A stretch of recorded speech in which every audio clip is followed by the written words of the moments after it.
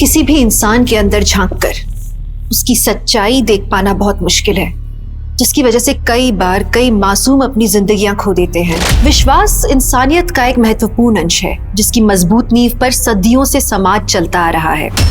लेकिन दुर्भाग्यवश कई बार इसी विश्वास को ढाल बनाकर ऐसे जुर्म को अंजाम दिया जाता है जिसे सुन के हम सबकी रूह कांप उठती है।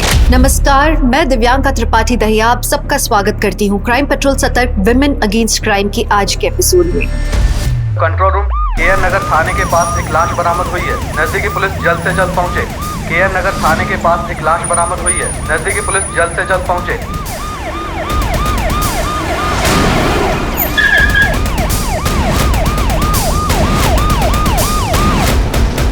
हटिए।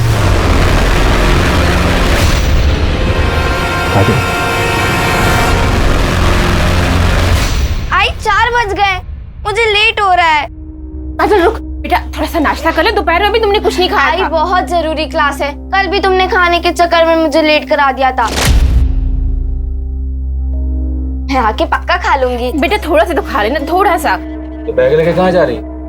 हाँ बोला था ना, ये ट्यूशन जाने की कोई जरूरत नहीं है। घर पे बैठ, स्कूल क्या जाने दिया, पर निकाला है तेरे। दिन भर बस बाहर जाने का मौका चाहिए इसे, और कुछ नहीं है।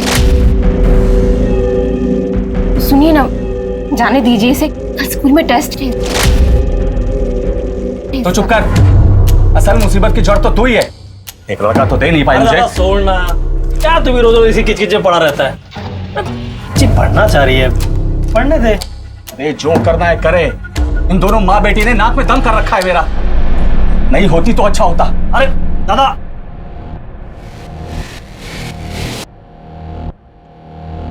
काजल बेटा,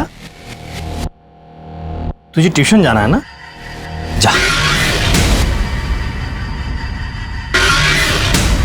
अरे अरे काजल बेटा, नाश्ता। काजल काजल सुन तो।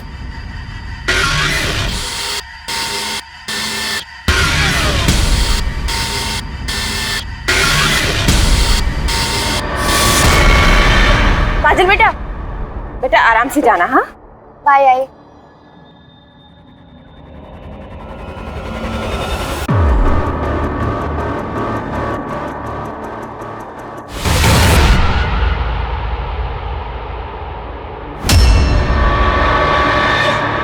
साहब, काजल 5:30-6 बजे तक ट्यूशन से घर लौट आती थी, लेकिन अभी रात के 9 बज रहे हैं, अभी तक घर नहीं लौटी है।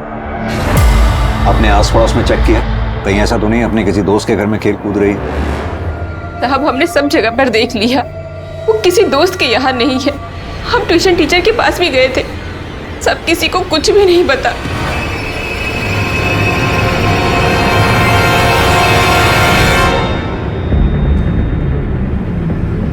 आप लोगों की किसी से कोई दुश्मनी या झगड़ा वगैरह? नहीं साहब, ऐसा तो कुछ नहीं है। और काजल, उसकी किसी से कोई दुश्मनी, कोई मनमुटाव? साहब वो सिर्फ 13 साल की, उसकी किसी से क्या दुश्मनी होगी? साहब हमारे पड़ोस में एक लड़का रहता है, शुभम, 16 साल का है। 2 दिन पहले उसकी काजल के साथ कहासुनी हुई। सॉरी।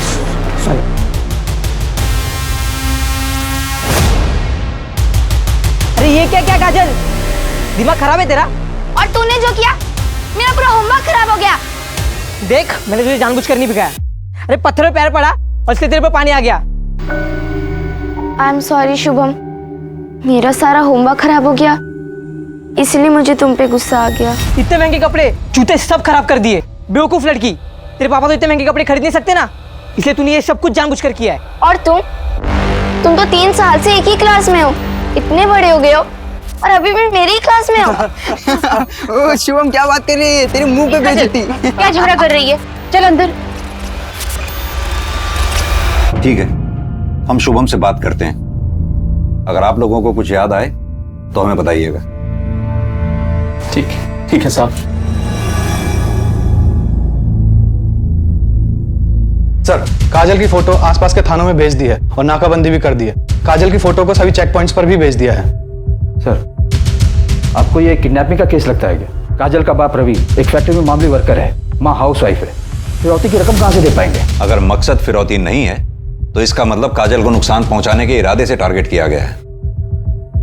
और जब वजह दिखाई न दे तो अंजाम सोच से भी ज्यादा भयानक होता है। शुभम से बात करते हैं, फिलहाल तो हमारे पास वही लीड है।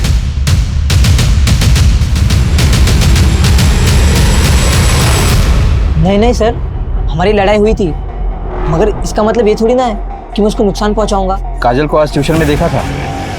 हाँ सर, मैंने देखा था उसे, मगर हमारी बात नहीं हो पाई। वो क्लास छूट के निकल गई थी।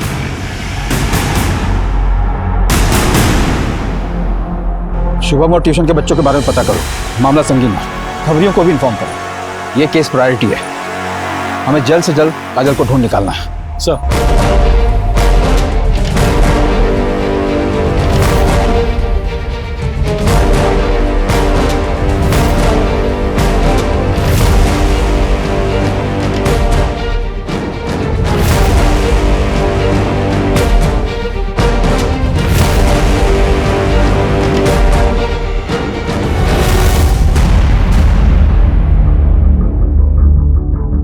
3 दिन बीत गए यादव, हमारे हाथ अभी तक कुछ नहीं लगा। CCTV camera? सर, ट्यूशन से लेकर घर तक के सारे रास्ते चेक किए, कहीं कोई सीसीटीवी कैमरा नहीं मिला। आसपास के एरिया की चेकिंग जारी है, लेकिन हमारे हाथ में कुछ नया लगेगा इसके चांसेस बहुत कम है सर। समय निकलता जा रहा है यादव, हमें यह भी नहीं पता काजल इस वक्त कहां होगी, किस हाल में होगी।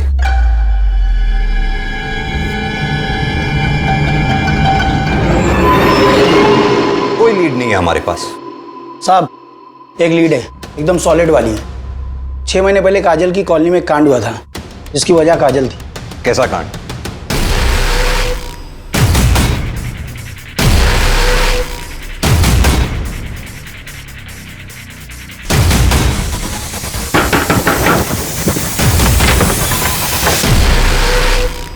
छह महीने पहले हमारे घर में पूजा थी, तब मैंने काजल को आस पड़ोस में प्रसाद देने के लिए भेजा था। सविता मौसी, सविता मौसी।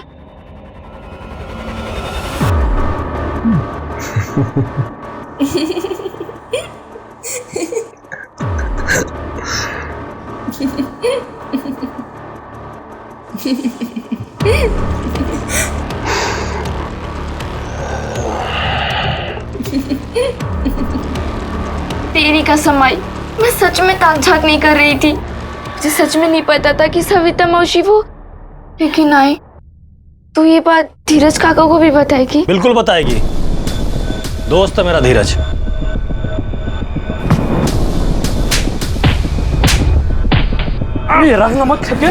क्या बता सकते हैं नितिन कहाँ मिलेगा? सुना है आजकल वो जानीपुर में रहता है, चंदू के पास उसका पूरा एड्रेस जरूर होगा।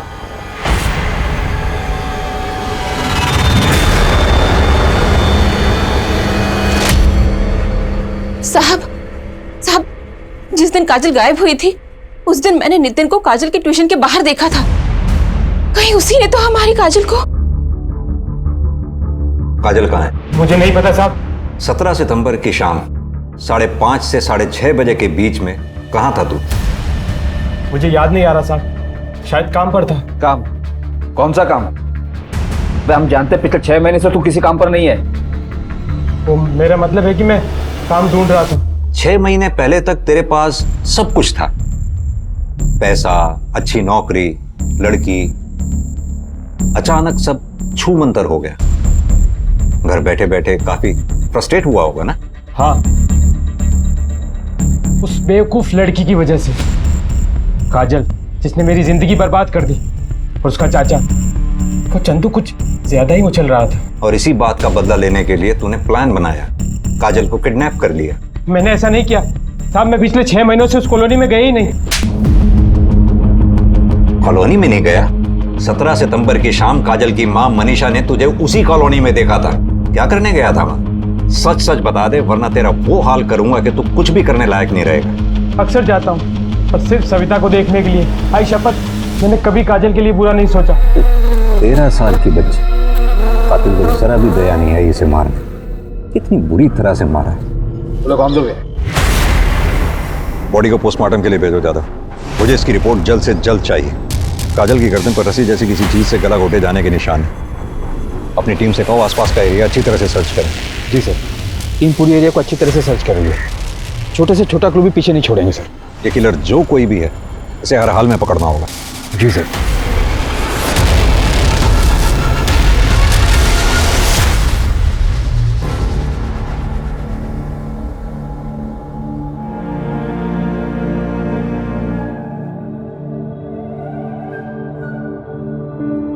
हाँ बेटा पीहू, पहुंच गए घर? हाँ हाँ, अरे नहीं, ऐसे ही किया था। नहीं भूलूंगा, मुझे याद है। कॉपी और पेंसिल ना, हाँ लेकर आऊंगा। लाऊंगा। हाँ ऐसे ही किया था। ठीक है बेटा, ध्यान रखना अपना। पापा को भी काम है, अभी रखता हूं। बाय।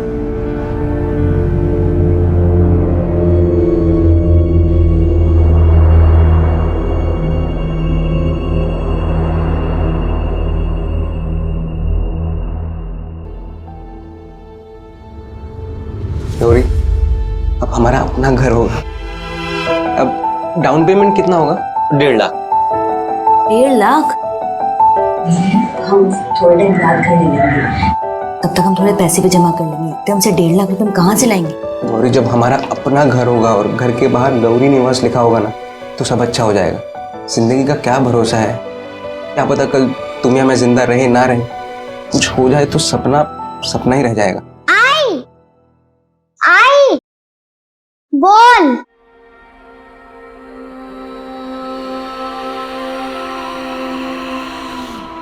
आई खुशबू, खुशबू आई, आई खुशबू।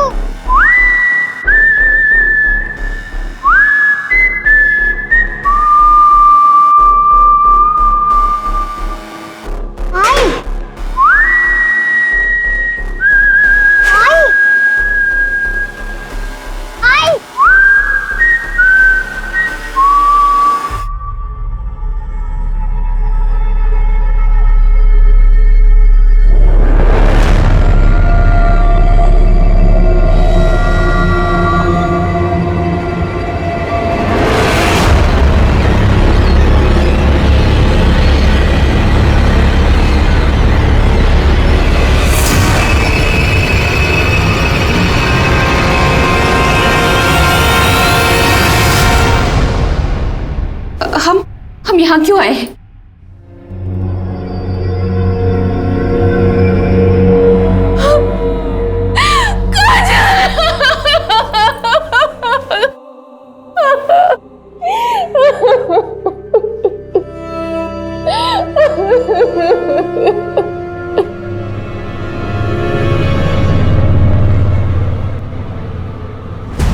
काजल के मर्डर से पहले उसके साथ कई बार रेप किया गया था। काजल की पोस्टमार्टम रिपोर्ट के मुताबिक उसकी हत्या 5 दिन पहले हो गई थी, यानी कि उसकी किडनैपिंग के 2 दिन बाद 19 से 20 फरवरी के बीच। और जैसा कि हमें शक था, काजल का मर्डर रस्सी से गला घोंट कर किया गया है। सर, काजल के गले पर नायलॉन की रस्सी की ट्रेसेस मिले, येलो कलर की रस्सी। काजल के घर के आसपास बात करो, जिस दुकान पे भी इस तरह की रस्सी मिलती है उनसे पता करो। मुझे पिछले 15 दिन में जिस किसी ने भी इस रस्सी को खरीदा उन सब की डिटेल चाहिए, शायद कुछ हाथ लगे। सर, ऐसे कैसे हो सकता है कि किलर को किसी ने भी नहीं देखा? हमारे हाथ में एक भी विटनेस नहीं है। कातिल बहुत शातिर है जादव, वो ये बात बहुत अच्छी तरह से जानता था कि उस एरिया में सीसीटीवी कैमरास है ही नहीं। इसका मतलब उसने उस एरिया की रेकी की होगी, फिर पूरी प्लानिंग के साथ उसने काजल को किडनैप किया। सर, काजल की किडनैपिंग के वक्त उसने बिल्कुल भी शोर नहीं मचाया था। हो सकता है कि ये किडनैपर उसके जान पहचान वाला हो। मैं काजल की फैमिली और उसके आस पड़ोस के लोगों की डिटेल्स निकलवाता हूँ। जादव, जिस किसी पे भी शक है उठा लाओ उसे।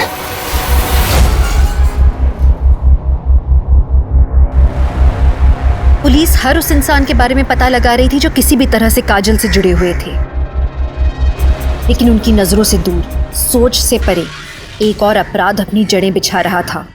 एक और मासूम का शिकार होने वाला था। पापा! लेकिन पुलिस को इसके बारे में दूर दूर तक कोई अंदेशा नहीं था।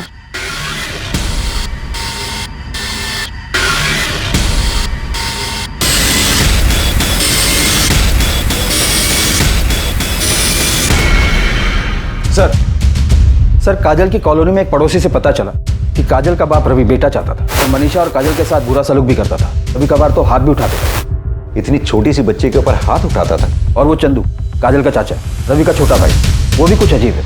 उसे बच्चों से कुछ ज्यादा ही लगाव है। हमेशा कॉलोनी के बच्चों के आसपास ही रहता है, कभी मिठाई तो कभी चॉकलेट देकर अपने पास बुलाता रहता है। लेकिन कभी किसी ने उस चंदू के खिलाफ कंप्लेंट क्यों नहीं की? सर जब हमें ये पता चला तो हमने कुछ और लोगों से भी पूछताछ की। उनका कहना था कि चंदू अजीब तो है पर उसने किसी के साथ कुछ गलत नहीं किया। तो क्या सब गलत होने का इंतजार कर रहे हैं? यादव, ये भी तो हो सकता है कि काजल इसका पहला शिकार रही है। रवि काजल का सगा बाप है, काजल का रेप हुआ। एक बाप अपनी बेटी के साथ ऐसा कुछ भी हो सकता है यादव। इंसान को जानवर बनने में सिर्फ 1 सेकंड लगता है। अरे साहब, आप असली मुजरिम को पकड़ने के बजाय हम लोग को फंसा रहे हैं। अरे मैं बाप हूं उसका, सोच भी कैसे सकते हैं आप ऐसा?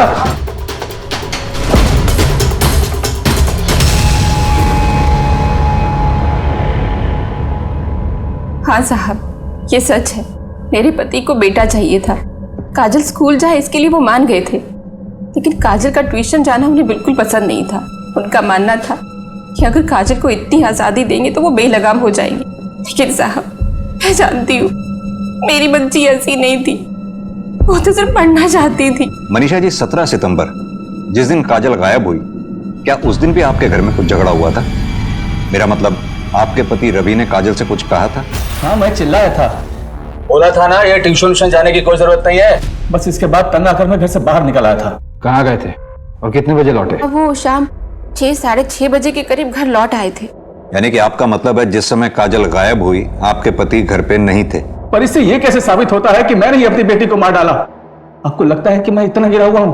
वो मेरी बेटी थी, बेटी, सिर्फ 13 साल की मासूम बच्ची, और मैंने उसे हमेशा के लिए खो दिया। सर, मेरे पति में लाख बुराई सही, लेकिन वो अपनी बच्ची के साथ ऐसा कुछ नहीं कर सकते। हमें पता चला है कि चंदू का बच्चों के प्रति कुछ अजीब सा लगाव है। क्या कभी चंदू ने काजल को अजीब तरह से छूने की कोशिश की? मुझे नहीं लगता साहब। अगर मुझे ऐसा कुछ लगता तो मैं उसे अपनी बच्ची के आसपास भटकने तक नहीं देती। सच बोल रहा हूँ। साले कमीने, बच्चों की अश्लील वीडियो देखता है? तो साहब, मैं मानता हूँ कि मैंने वो वीडियो देखे थे, लेकिन सब काजल वो तो मेरे भाई की बेटी है, उसके साथ कुछ करने की सोच भी नहीं सकता। मैं एकदम सच बोल रहा हूँ साहब। इसकी खातिरदारी में कोई कमी नहीं छूटनी चाहिए। तब तक मारो जब तक ये सच ना बोले। साहब, मैं एकदम सच बोल रहा हूँ साहब।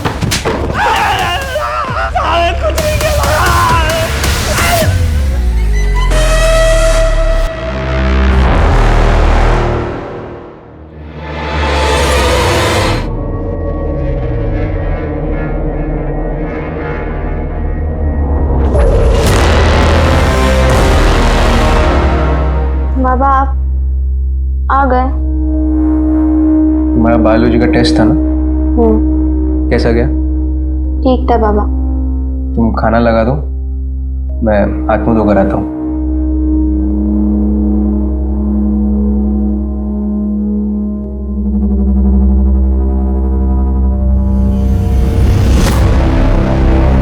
बाबा, 11 महीने हो गए, क्या आई कभी वापस नहीं आएगी?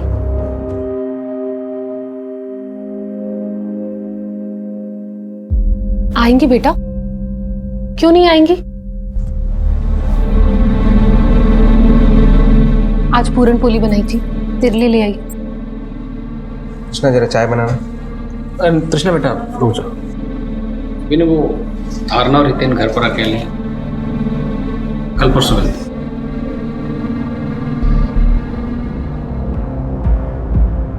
मुझे लगता है ये विनय को ना गौरी को भूलकर अब आगे बढ़ जाना चाहिए। ऐसा क्यों बोल रहे हैं आप? अगर गौरी को लौट कर आना होता तो इन 11 महीनों में लौट आती, तो पुलिस ने भी उसको ढूंढना बंद कर दिया। मतलब पुलिस भी जानती है कि वो अपने मन से भाग कर गई है।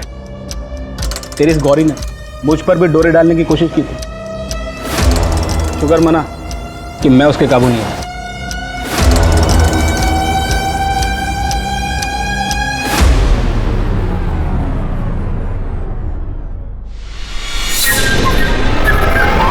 इंग्लिश टीचर ने तो कुछ पढ़ाया ही नहीं और सारे लेक्चर्स फ्री गए। अरे यार श्रुति, क्या हुआ? मेरी बहन रानी के लिए कैंडी लेनी थी पर दुकान तो पीछे ही छूट गई। अब इतनी दूर वापस चल के कौन जाएगा? एक काम करते हैं, तू जाकर लेके आ, मैं यहाँ खड़ी हूँ, तेरी वेट कर रही हूँ। ओके।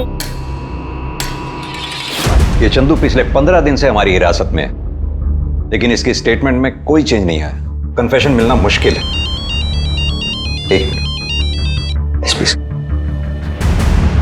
जी सर, जय हिंद सर। एक और बच्ची?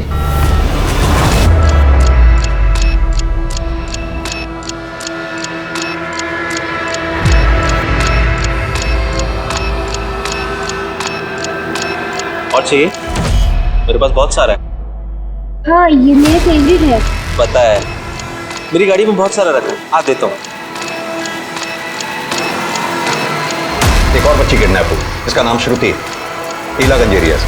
हमें टीलागंज की पुलिस के साथ मिलकर काम करना होगा। एक और मासूम उस जानवर के शिकंजे में फंस गई थी और इस बार भी ये शिकार दिन दहाड़े खुले आम हुआ, वो भी श्रुति के घर से 5 मिनट की दूरी पर।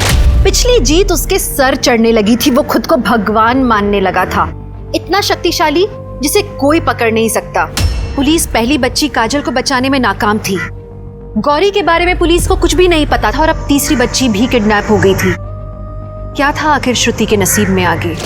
क्या ये केसेस आपस में जुड़े हुए थे या पुलिस अलग अलग क्रिमिनल से डील कर रही थी?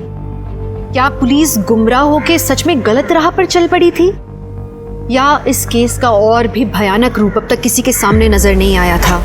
सर, ये बच्ची है श्रुति सिंह, उम्र 10 साल। कल दोपहर को लगभग 1 बजे के आसपास जब ये स्कूल से लौट रही थी, इसे किडनैप कर लिया गया।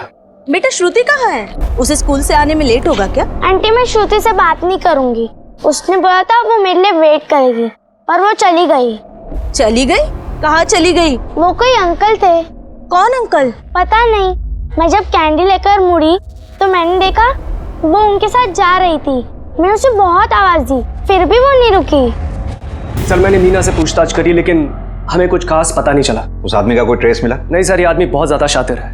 शर्मा, तुम्हें क्या लगता है श्रुति और काजल इन दोनों का किडनैपर सेम है? सर, किडनैपर का विक्टिम प्रोफाइल काफी सिमिलर है। काजल और श्रुति दोनों की एज लगभग बराबर है सर, 10 साल और 13 साल। किडनैपिंग का तरीका भी बिल्कुल सिमिलर है सर। किडनैपर आया, बहुत आराम से लड़की को उठाया और हवा में गायब सर।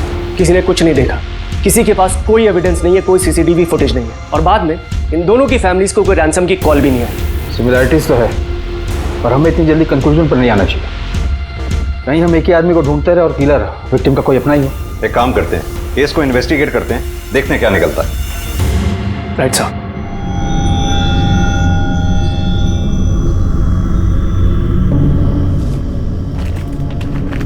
रुकिए,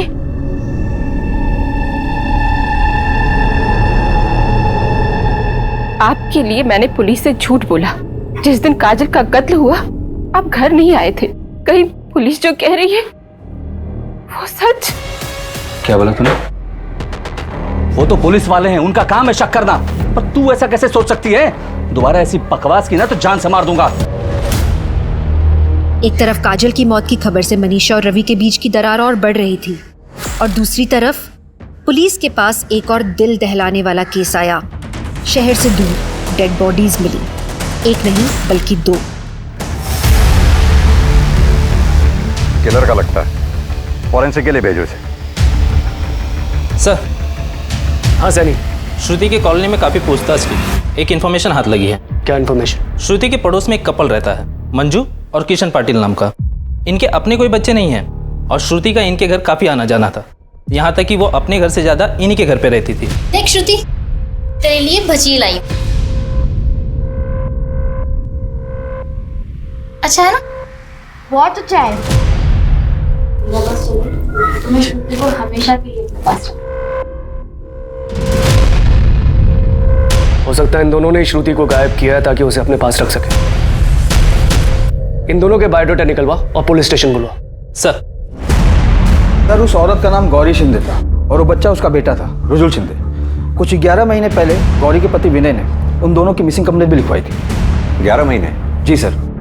तब आप इस ब्रांच में नहीं थे, पर मुझे केस थोड़ा याद है। गौरी अपने बेटे को लेकर मार्केट के लिए निकली अपने घर से, पर वापस नहीं लौटी। कोई सस्पेक्ट? सर, हमने उसकी फैमिली और आस पड़ोस के लोगों से पूछताछ भी की थी, पर कुछ खास हाथ नहीं लगा था। उन दोनों की पोस्टमार्टम रिपोर्ट्स कब तक आएंगी? कल तक मिल जाएगी। ओके।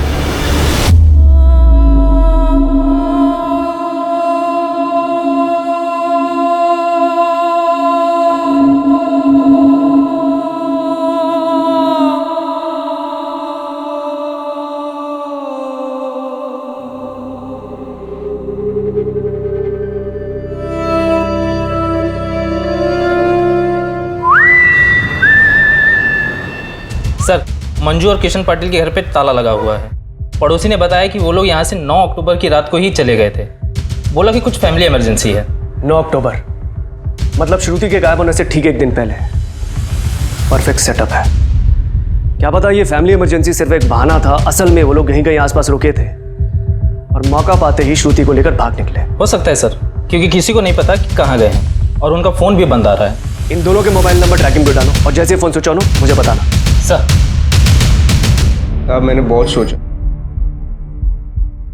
ऐसे किसी आदमी को नहीं जानता जो मेरे गौरी और रुजुल के साथ ऐसा कुछ कर सके। मुझे तो अभी तक समझ में नहीं आ रहा है कि कोई उनके साथ ऐसा जानवरों जैसा सुलूक क्यों कर। कोई ऐसा शख्स जिससे तुम्हारी दुश्मनी रही हो या फिर गौरी के साथ किसी का झगड़ा हुआ हो? ऐसा कुछ नहीं हुआ था सर। उस दिन भी गौरी ऐसे ही मार्केट गई। विनय, मैं मार्केट जा रही हूँ। अच्छा, मार्केट जाते जाते बैंक हो आना, वो किस्त जमा करने की तारीख पता करनी है ना। लेकिन बैंक तो दूसरी तरफ है, मैं तो बस यहाँ मार्केट तक जा रही हूँ। एक काम करती हूँ, मैं बैंक कल चली जाऊंगी। कोई बात नहीं, चलो बाय बाय बोलो पापा को। वो आखिरी बार था जब मैंने उन दोनों को देखा था। सर, ये तो आपको पहले भी बताया था। आप फोन पे भी पूछ सकते। वैसे आपको कातिल के बारे में कुछ पता चला? मेरा मतलब, आपको शक है किसी?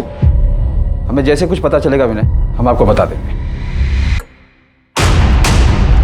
सर, गौरी और रुजुल की पोस्टमार्टम रिपोर्ट आ गई है। मर्डर 5 दिन पहले हुआ, रस्सी से गला घोटकर, अराउंड 5 से 6 अक्टूबर के बीच। रिपोर्ट के मुताबिक गौरी की बॉडी पे काफी असॉल्ट मार्क्स। सर, मैंने गौरी के पति विनय और उसके बहनोई शंकर से भी बात की। विनय तो शोक में था, पर उसका बहनोई शंकर मुझे कुछ गड़बड़ लगा। एक काम करो, उस्मान से कह के शंकर का काला चिट्ठा निकलवाओ और मुझे अपडेट देते रहना। जी सर। हाँ शर्मा, बोलो। क्या?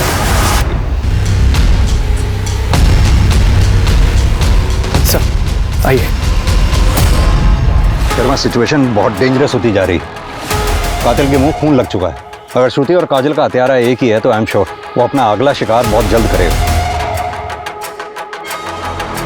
ये बैग लेके कहाँ जा रही है? बोला था ना, ये ट्यूशन जाने की कोई जरूरत नहीं है। दिन भर बस बाहर जाने का मौका चाहिए इसे, और कुछ नहीं है।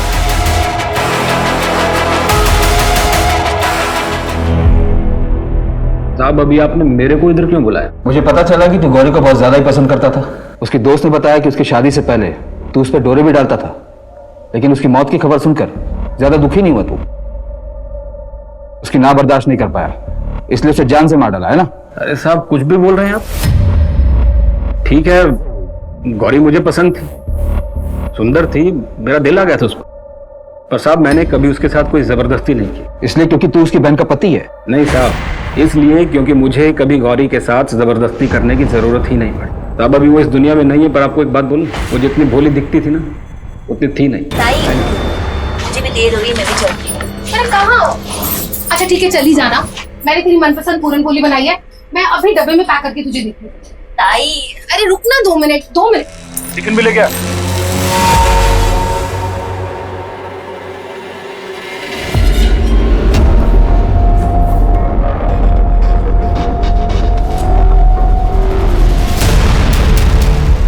जी क्या कर रहे हैं आप? थोड़ा मुझे, यही मैं चिल्लाऊंगी अब। ये मुझे विनय को बोल दूंगी सब। क्या नाटक कर रही है तू? ये जानती है मेरे को पसंद करती है, बस बोलती नहीं है। ये आप ही बोलो साहब, गलती उसकी थी या मेरी? गलती उसी की थी। सबके सामने खींचकर थप्पड़ मारना चाहिए था तुझे, तब तेरी अकल ठिकाने आती। जो भी है साहब, पर मैंने गौरी का किडनैप नहीं किया और ना इसका खून किया है। साहब, मेरे पास कोई वजह ही नहीं थी उसको मारने की। थी, गौरी ने तुझे धमकी दी थी कि वो तेरे बारे में विनय को सब कुछ सच बता देगी। तू डर गया, तेरा भांडा फूटने वाला था और बदनामी होती वो अलग। ऐसा कुछ हो उससे पहले ही तूने गौरी को किडनैप कर लिया। मैंने ऐसा कुछ नहीं किया साहब। और आपके पास मेरे खिलाफ कोई सबूत है क्या? अभी तो नहीं है, लेकिन अगर मुझे पता चला कि इस मर्डर के पीछे तेरा हाथ है तो तुझे बचकर जाने भी नहीं दूंगा, इतना याद रख ले। कुछ नहीं किया, कुछ नहीं किया। मुझे लगता नहीं है चंदू अपना मुंह खोलेगा। सर, श्रुति के मर्डर के समय चंदू पुलिस कस्टडी में था। तो ये खूनी कैसे हो सकता है? सैनिक, मंजू और किशन पाटिल, इन दोनों के बारे में कुछ पता चला? नो सर, उन सबके फोन अभी बंद आ रहे हैं। इन दोनों केसेस में कुछ तो है जो हमसे छूट रहा है।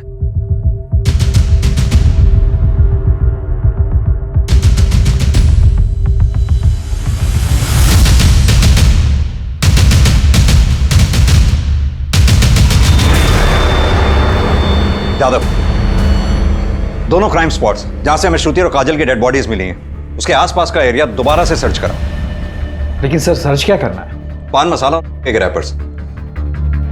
इन दोनों के क्राइम स्पॉट्स के आसपास जितने भी पान मसाला और के रैपर्स मिलते हैं वो सब मुझे चाहिए, जल्द से जल्द।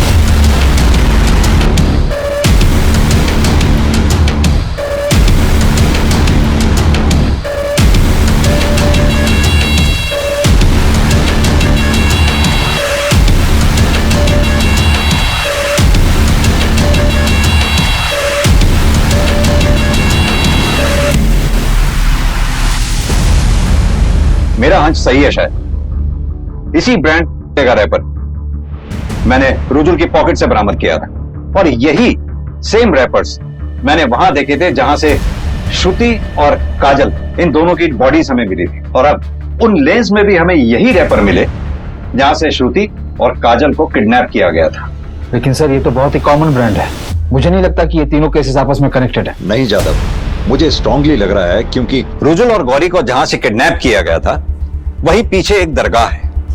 जाहिर सी बात है, दरगाह के आसपास इत्र की दुकानें होती हैं। श्रुति की बॉडी पे से मुझे एक इत्र की स्मेल आ रही थी। हालांकि उस समय मैं उस बात को कनेक्ट नहीं कर पाया, लेकिन अब मेरी समझ में आ रहा है, हो सकता है कि वो इत्र अपना किलर इस्तेमाल करता हो। सर, ये तो ब्लाइंड गेम है। आई नो ज्यादा, लेकिन अभी फिलहाल हमारे पास यही एक थ्योरी है और इसी थ्योरी को लेकर हमें आगे बढ़ना होगा। चारों की हत्या नायलॉन की रस्सी से गला घोंट कर की गई, और ये चारों किडनैप होने के बाद जैसे हवा में गायब हो गए। श्रुति, काजल और गौरी को बार बार रेप किया गया। सर, विक्टिम प्रोफाइल डिफरेंट है। श्रुति और काजल माइनर्स है, पर गौरी ग्रोन अप है।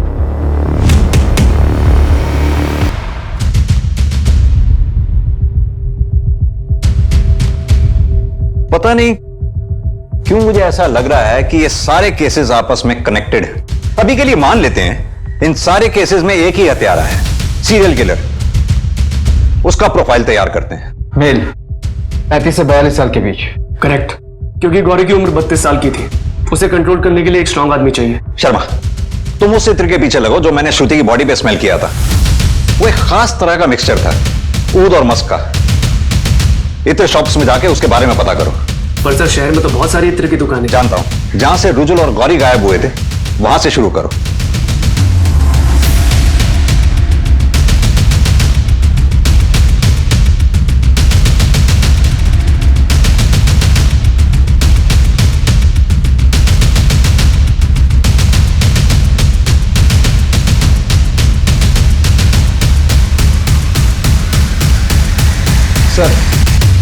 सर, मैंने तीनों विक्टिम काजल, श्रुति और गौरी के घर के आसपास के सभी पान की दुकानों पर पूछताछ की, पर प्रॉब्लम वही की वही है। ये ब्रांड काफी कॉमन है। इतने बड़े भीड़ में अपने किलर को ढूंढ पाना ऑलमोस्ट इम्पॉसिबल है। इस सीसीटीवी फुटेज में भी कई लोग पान मसाला खाते हुए दिख रहे हैं, लेकिन कुछ भी क्लियर नहीं है। सर, निशाना लग गया। इत्र की दुकान का पता चल गया। ऊद और मस्क का मिक्सचर है साहब।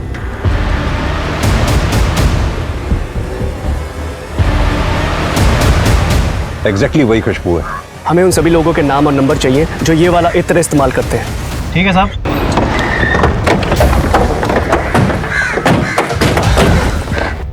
सर, ये वाला है।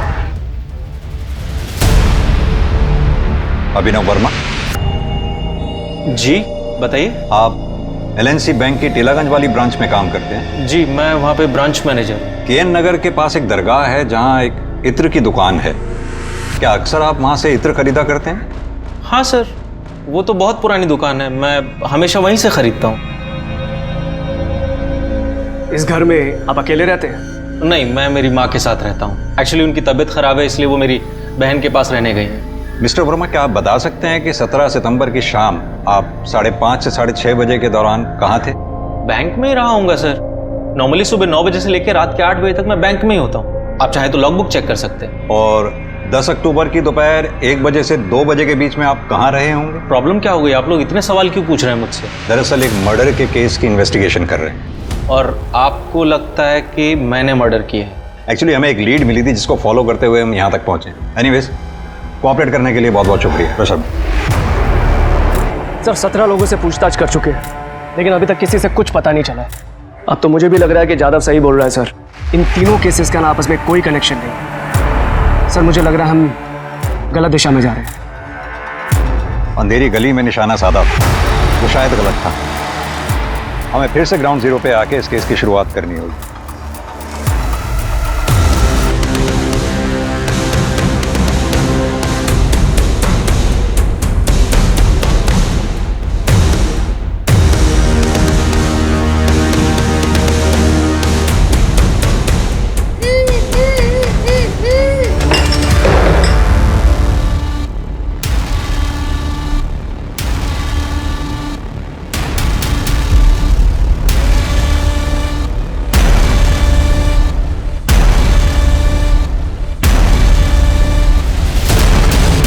मैं आपको ही कॉल करने वाला था। आप बैंक जाके ना कुछ पेपर साइन कर लीजिए, लोन आपका ऑलमोस्ट पास है। पर हाँ, 5 बजे के पहले पहुंच जाइएगा, वरना इंटरेस्ट दुगना हो जाएगा। मैं अभी घर पे पेपर भूल आया हूँ, तो 5 मिनट में पेपर्स पिक करके बैंक चलते हैं। आइए मेरे साथ ही चल लीजिए ना।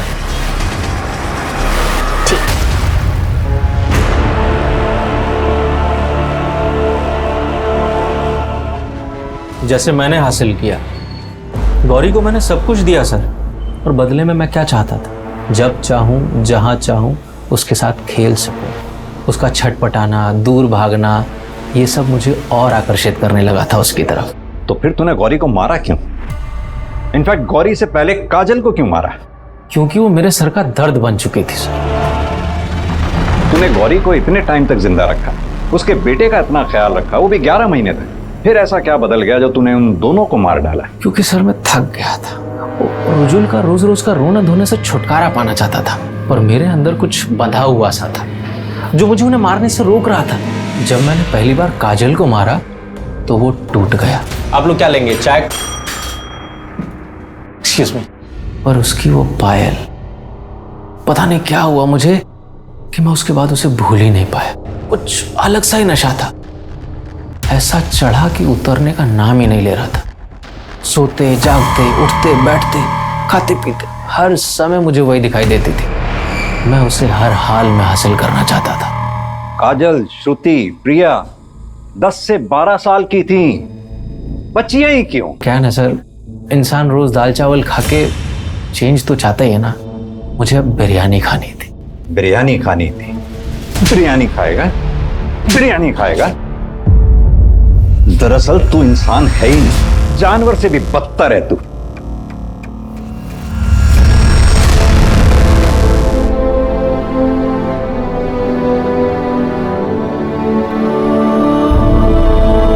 एक जानवर के पागलपन और स्वार्थ की वजह से 3 मासूम बच्चियां, एक मासूम बच्चा और एक लाचार औरत अपनी जिंदगियों की जंग से हार गए।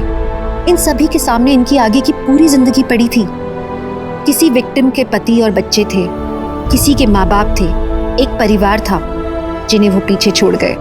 दुनिया में अभिनव जैसे कई दरिंदे हैं जो बिना पलक झपकाए बड़े से बड़ा अपराध कर जाते हैं, और इसीलिए जरूरी है कि हम अपनी आंखें खुली रखें, अपने आसपास हो रही गतिविधियों पर पूरी नजर रखें। किसी भी इंसान पर आसानी से विश्वास करने से पहले आप 2 बार सोचें। क्या और क्यों जैसे सवाल पूछने से नुकसान नहीं होता, बल्कि कुछ बुरा होने से आप रोक सकते हैं। साथ ही अपने बच्चों को समझाएं कि अगर कोई अनजान आदमी कुछ सामान देकर या कोई कहानी सुनाकर अपने साथ ले जाने की कोशिश करता है तो किसी भी हालत में उसके साथ न जाएं। और अगर कोई जोर जबरदस्ती करता है तो जोर जोर से जितना चिल्ला सकते हैं उतना चिल्लाएं। ये बातें हम सबको पता है, लेकिन जरूरी है कि हम अपने बच्चों के सामने इन बातों को दोहराते रहें ताकि ये बातें उनके जहन में उतर जाएं और उनके नेचुरल रिफ्लेक्स का हिस्सा बन जाएं।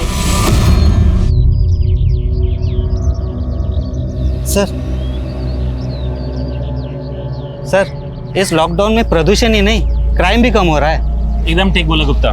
पिछले 1 महीने में सिर्फ 3 मर्डर और 2 रेप केस की रिपोर्ट हुए अपने थाने में। हेलो, क्या? ये पकड़। हाँ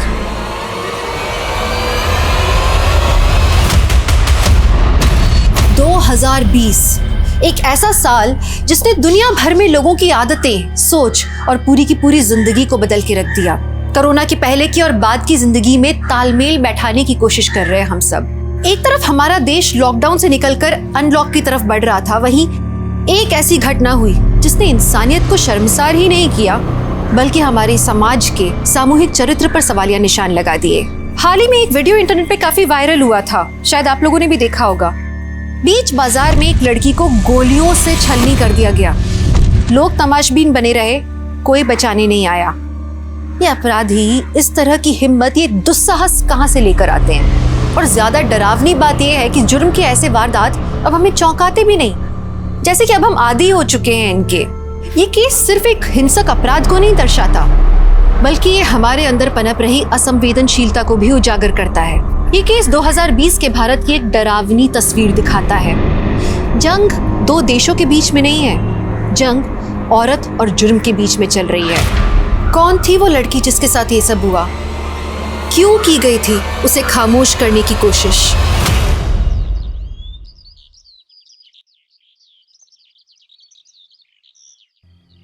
अंकुर की कहानी से हमें एक सबक मिलता है। बचपन से ही लड़कों को टफ बनाने की नसीहत दी जाती है। हम लोगों ने तो काम भी जेंडर में बांट दिए हैं। अब कोई लड़का कुकिंग या सिलाई में इंटरेस्टेड है तो है, काम का कोई जेंडर नहीं होता। एम आई राइट? अब मिलेंगे अगले ब्लॉग में एक ऐसी ही मोटिवेशनल कहानी के साथ। अंकिता, कॉलेज के लिए देर हो रही है बेटा, जल्दी करो। आई माँ। कैसी टीचर है ये? कॉलेज में बच्चों को पढ़ाती है पर खुद की सेहत का बिल्कुल भी ध्यान नहीं रखती है। अरे वाह मम्मी, आलू पराठा गरम है। अरे विमल, ये क्या कर रहा है? ये तेरी दीदी के लिए है, उसे कॉलेज जाने के लिए देर हो रही है बेटा। सब अंकिता दीदी के लिए, मुझे तो कोई पूछता ही नहीं है। पहले अंकिता की तरह मेहनत कर और अपनी पहचान बना, है ना? उसके बाद तुझे भी रिस्पेक्ट मिलेगी, हमसे ही नहीं बाकी सबसे भी। अरे पापा, क्यों प्रेशर डाल रहा है विमल पर? विमल, तेरे लिए बाद में बनाती हूँ, ले तू खा ले बेटा। अंकिता, सारे स्कूल और कॉलेज के लेक्चर ऑनलाइन चल रहे, तेरा कॉलेज ही अजीब है। अरे तू भी तो घर से ऑनलाइन क्लासेस कर सकती है ना? है बेटा, फिक्र होती है तेरी। पापा, फिक्र की कोई बात ही नहीं है। हम सारे गाइडलाइंस फॉलो कर रहे हैं। क्लास में सिर्फ 10 बच्चे ही अलाउड हैं और हम सोशल डिस्टेंसिंग भी अच्छे से मेंटेन कर रहे हैं। वैसे भी पापा, स्टूडेंट्स का लास्ट ईयर है ना, तो उनके करियर का सवाल है। सबकी फिक्र करती है, थोड़ी अपनी भी फिक्र किया कर। उसके लिए आप लोग हो ना।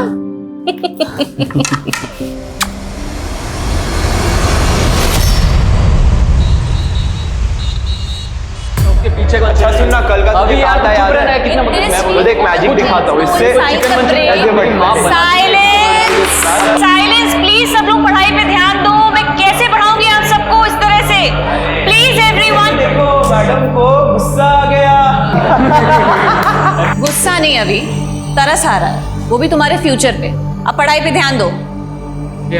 ओए देखना कैसा है। ओह माय गॉड, फोटो पे थोड़ा सा काम करना है।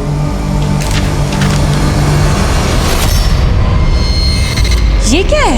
आपका नाम तो लिखा नहीं है मैंने, और वैसे भी आप इतनी सुंदर नहीं हो कि मैं आपकी फोटो बनाऊंगा।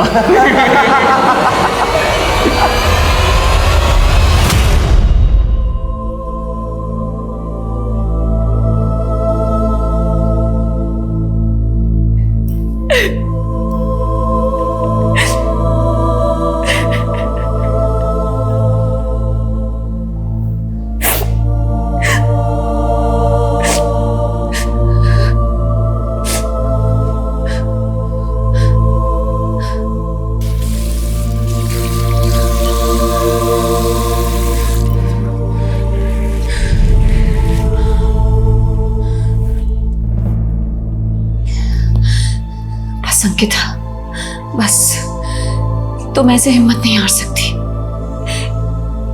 आखिर बच्चे ही तो हैं। You have to be strong, very strong.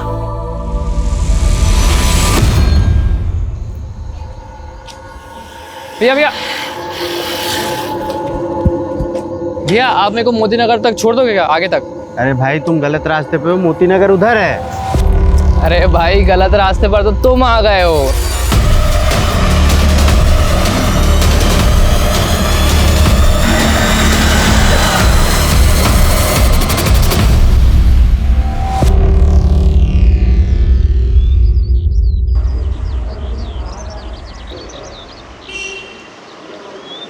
Everyone please pay attention, ये थ्योरी पिछली बार एग्जाम्स में आई थी।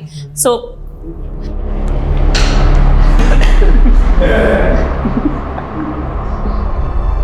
बहुत मजा आ रहा है ना आप लोगों को, लेकिन याद रखना 25% मार्क्स इंटरनल हैं, वो इंटरनल के मुझे आपको देने हैं आपके ये क्लास परफॉर्मेंस के अकॉर्डिंग। ये अभी देख हमको धमकी दे रही है। धमकी नहीं दे रही हो, सच कह रही हो। मुझे नहीं लगता है कि आप लोग पढ़ाई में बिल्कुल भी इंटरेस्टेड हैं। Yes, not interested. तो चलो आज फिर कुछ बातें कर लेते हैं। चलो बातें करते हैं। तो ऐसा करते हैं कि मैं अपना एक सीक्रेट आप लोगों से शेयर करूंगी और उसके बाद आप अपनी बातें मुझसे शेयर कर सकते हैं। जब मैं 16 साल की थी तभी आपको पहला प्यार हुआ था, है ना मैडम? जब मैं 16 साल की थी तब मेरे साथ बहुत बुरा हुआ था।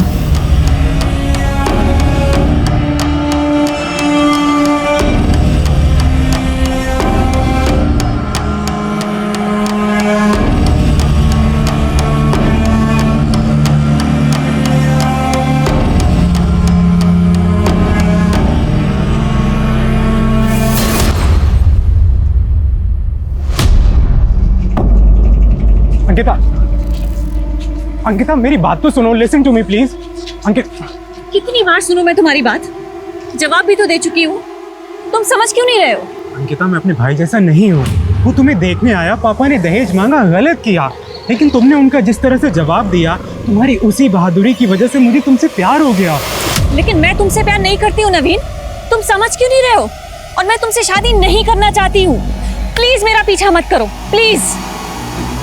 अंकिता मेरी बात,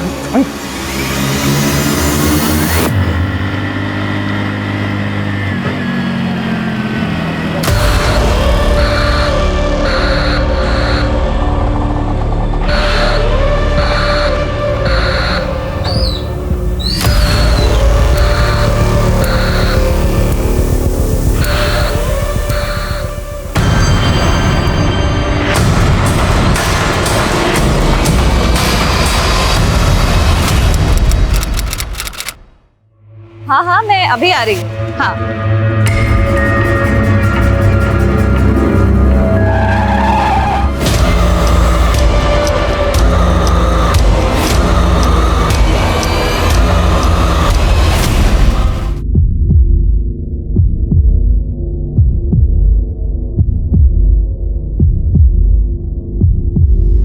दिन दहाड़े पब्लिक प्लेस में एक लड़की पर गोलियां चलाई गई। गोलियां मारने वालों का मंसूबा साफ था, उन्हें उस लड़की को मारना था।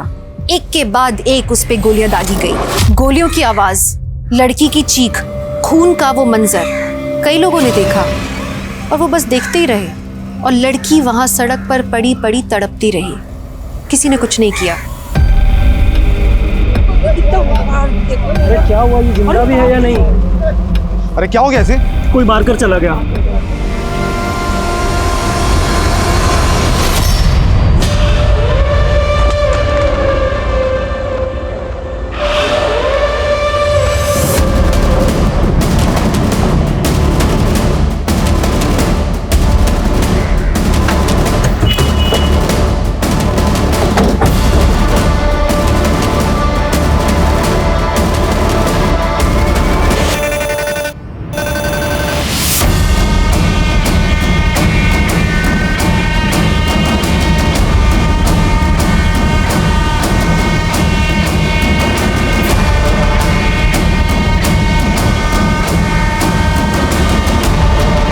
साहब यहाँ से मैं भागते हुए आया, फिर देखा तो यहाँ पे एक वैन खड़ी हुई थी। फिर साहब यहाँ पे लड़की की लाश पड़ी हुई थी साहब। और वैन का रंग? हल्के हरे रंग की थी साहब। वो लड़की कौन थी, कुछ आइडिया? नहीं साहब, उसको तो मैं नहीं जानता। सर मैं लड़की की चीख सुनकर यहाँ भागकर आई, देखा तो 2 लड़के गाड़ी में बैठकर भाग गए। वहाँ देखा तो लड़की पड़ी थी। आप लड़की को जानते? नहीं सर, मैं नहीं जानती। दिल्ली और हरियाणा बॉर्डर पे अलर्ट भेजो, कोई भी हल्के हरे रंग की वैन बिना चेकिंग के बॉर्डर क्रॉस नहीं करनी चाहिए। Yes sir. लड़की को कौन से हॉस्पिटल में लेकर गए? लड़की अभी कोमा में है, 5 गोलियां लगी थी। बच तो जाएगी ना? अभी ये कहना मुश्किल है। लड़की की सांस अभी तक चल रही है, ये एक मिरेकल ही है। ऑपरेशन करना पड़ेगा क्योंकि बहुत सारे इंटरनल ऑर्गन्स डैमेज्ड हैं। एक तस्वीर ले सकते हैं? हमें शिनाख्त के लिए ज़रूरत है। जी आइए।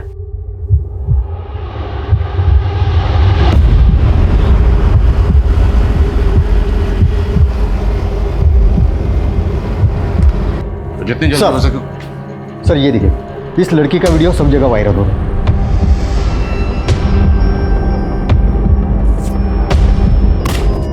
एक बात होता है, ये लड़की को उठाने आए थे, लड़की ने मना किया होगा और गोली मार दी। सर लड़की जब वैन से निकली तब उसका पर्स और मोबाइल उसके पास नहीं था, वैन में ही रह गया। अगर होता तो पहचान करने में आसानी होती। अब आसान हो या मुश्किल, शिनाख्त तो करनी होगी ना। जी सर। ये तस्वीर उस एरिया में सब जगह सर्कुलेट करो। आई एम श्योर कोई ना कोई इस लड़की को जरूर पहचानता होगा। Yes sir. ये शूटआउट जो बीच सड़क में हुआ एक सीसीटीवी कैमरा में कैप्चर तो हुआ, लेकिन सही हाथों में पहुंचने की जगह ये क्लिप एक स्मार्टफोन से दूसरे स्मार्टफोन के चक्कर लगाती रही।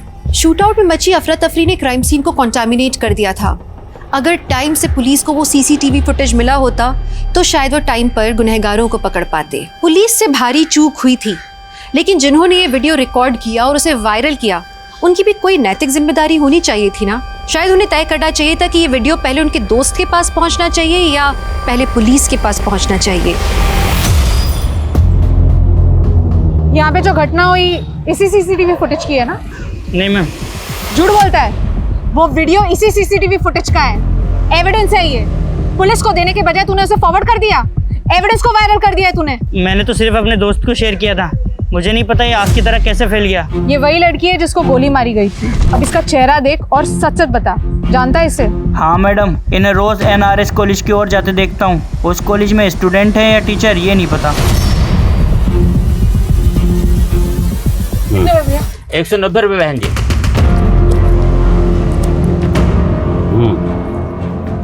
अरे ओ बहन जी, अपने छुट्टे पैसे तो लेके जाइए।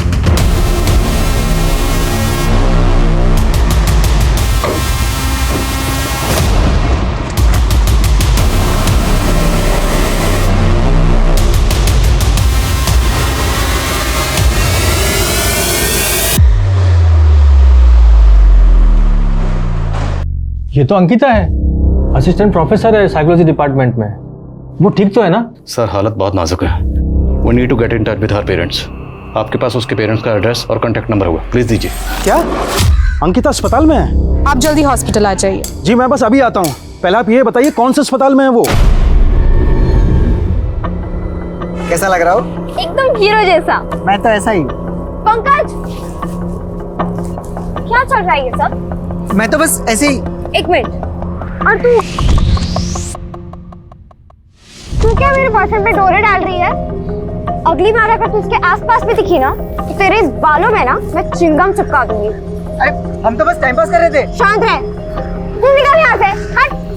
और तू टाइम पास कर रहे थे? हाँ, तुम्हारा ना बहुत हो गया, अब मुझे तुम्हारे साथ नहीं रहना। I hate you. Sir Ankita बहुत ही मेहनती लड़की थी, मुझे तो यकीन ही नहीं हो रहा है कि कोई इस पर गोली क्यों चलाएगा। अंकिता का किसी से कोई अफेयर, कोई झगड़ा? सर कंफर्म तो कुछ नहीं पता, लेकिन कई टीचर्स का मानना है कि दीपांकर और अंकिता के बीच में कुछ था और पिछले 15 दिन पहले कुछ। बस मुझे जो कहना था मैंने कह दिया है, अब आइंदा से तुम ऐसा कुछ नहीं करोगे। सर मैंने अंकिता को इतने गुस्से में पहले कभी नहीं देखा। जरूर दीपांकर ने कुछ गलत किया होगा। मैंने अंकिता से बात करने की कोशिश भी की पर उसने टाल दिया। सर वो प्रोफेसर दीपांकर।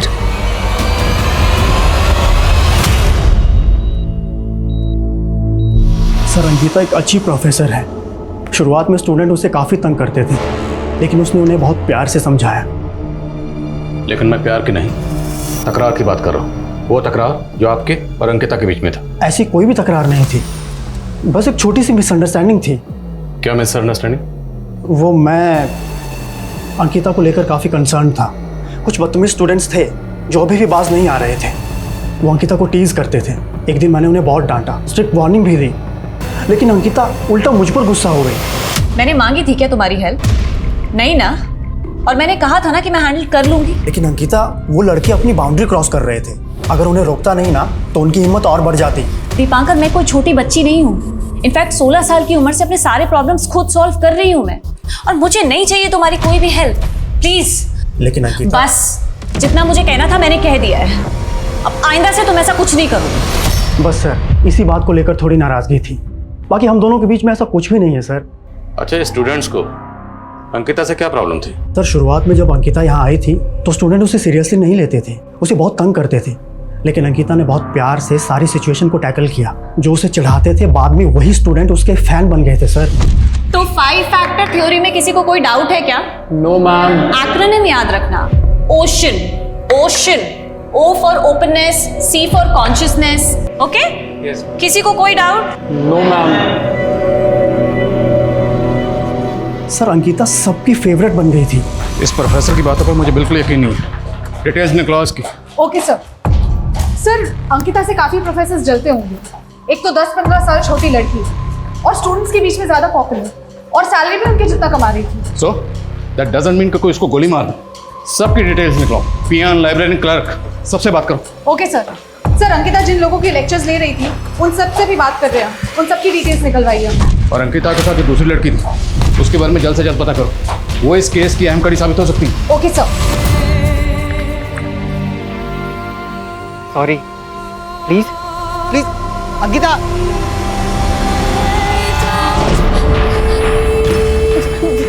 अरे मैम कहाँ जा रही है? वो मेरी बेटी अंकिता, वो अंदर है, मैं उसकी माँ हूँ, मुझे एक बार उसे मिलना है। ऑपरेशन चल रहा है, आप लोग अंदर नहीं जा सकते हैं। ऑपरेशन? किस बात का ऑपरेशन? गोली लगी है ना उसे। गोली? हाँ। किसने मारा मेरी बेटी को? ये क्या बोल रही है? मुझे एक बार उसे मिलना है, मुझे उसे मिलना है। मैं कह रही हूँ मुझे नहीं मिलना, मैं आपके सामने आ क्यों नहीं मिल सकती? मुझे मिल सकते हैं। आ जाओ, आ जाओ।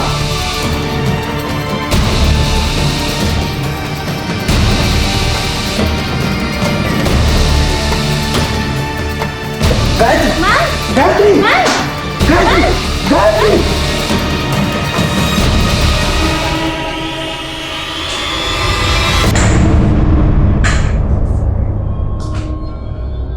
क्या आजकल के मुजरिम को कानून का कोई डर नहीं रह गया है? हमारे विश्वसनीय सूत्रों के अनुसार जो खबर आई है उसमें अभी जो लड़की मौत और जिंदगी के बीच में झूल रही है उसका नाम अंकिता सिंह है। अंकिता? दीदी सर पूरी प्लानिंग की गई थी, नंबर प्लेट भी फेक लगाया हुआ था। असली नंबर के आखिरी 3 डिजिट 031 दिखाई दे रहे हैं सर। जितने भी गाड़ियों के लास्ट डिजिट 031 है, सबकी स्कैनिंग करो। 1 मिनट, गाड़ी की नंबर प्लेट के साथ छेड़खानी की गई है, तो हो सकता है 08 हो। जितनी भी गाड़ियों के लास्ट डिजिट 031, 831 है, सबकी स्कैनिंग करो। Okay sir. सर अंकिता के साथ जो दूसरी लड़की थी उसकी फोटो आसपास के एरिया में शेयर की है, खबरियों से भी कहा है, जल्दी कुछ पता लगना चाहिए। अंकिता के स्टूडेंट्स, उनसे बात है? सर एक लड़का है जिगर, वो कुछ कहना चाहता है। अंकिता मैम बहुत अच्छी थी सर, पहले मैं उन्हें बहुत परेशान करता था। उनकी जगह कोई और टीचर होती तो वो मेरे घर पे कंप्लेन करती थी या फिर मुझे सस्पेंड करवा देती, लेकिन अंकिता मैम ने ऐसा नहीं किया। वो हमेशा हमें समझने की कोशिश करती थी, वो हमारी दोस्त बन गई थी सर। हमारी क्लास का हर स्टूडेंट मैम से कुछ भी शेयर कर सकता था। वो मैम, मैं आपसे कुछ कहना चाहता था। हाँ बोलो जिगर। वो मैम, जिगर टेक योर टाइम, कोई जल्दी नहीं है, आराम से बताओ। हाँ तुम पहले बैठो बैठो।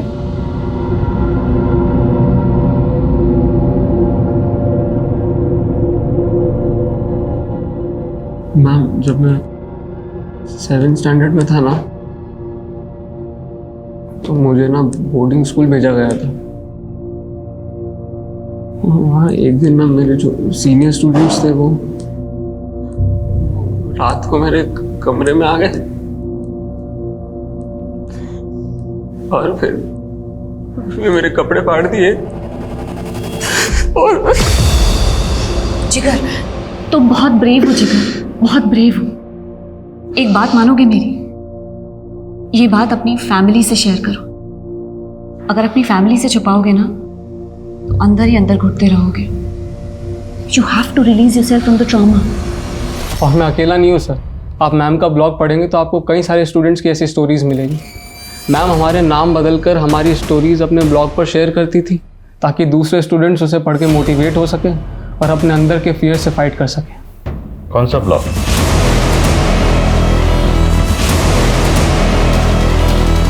अंकिता की कॉल डिटेल्स आ गई है। 2 नंबर है जिनकी कॉल पैटर्न्स थोड़ी अजीब है। एक है पंकज त्यागी, इस नंबर पर पिछले 1 हफ्ते में अंकिता ने 11 बार कॉल किए हैं। और वो दूसरा नंबर? सर ये है, कोई नवीन है, लेकिन सर ये पंकज का एकदम ऑपोजिट केस है। पिछले एक हफ्ते में नवीन ने अंकिता को 41 बार कॉल किए हैं। और नवीन और अंकिता में कभी भी 2 मिनट से ज़्यादा बात नहीं हुई। और इंटरेस्टिंग बात यह है कि अंकिता ने खुद कभी नवीन को फ़ोन नहीं किया। अंकिता लगातार कॉल कर रही थी पंकज को। तो क्या ये कोई लव ट्रायंगल है?